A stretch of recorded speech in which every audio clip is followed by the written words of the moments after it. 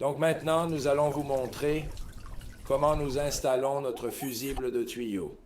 D'abord, nous connectons notre pompe de recirculation, puis nous la mettons directement dans le bac. Une fois que nous l'avons dans le bac, nous remplissons le bac à peu près à moitié, avec de l'eau. Un peu moins ou un peu plus ne fera pas beaucoup de différence. Nous vissons notre dispositif d'injection et utilisons le bouchon de compression pour le fixer. Et nous le configurons pour l'injection.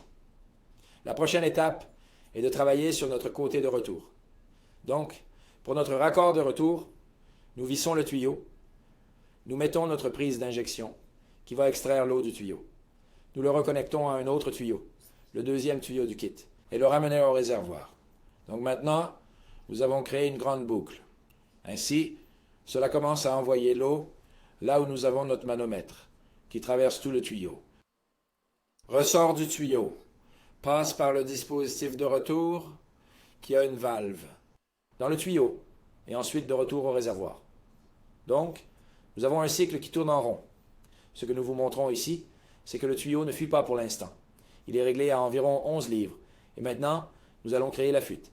Nous avons percé avec un trou d'un huitième de pouce, et maintenant, vous pouvez réellement voir la chute de pression. C'est parce que la fuite a lieu.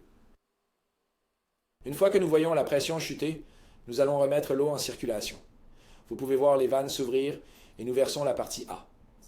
Maintenant, la partie A va prendre un certain temps, mais elle se compose de quelques solides et d'un polymère, pour effectivement entrer, bloquer la fuite et réellement sceller la fuite.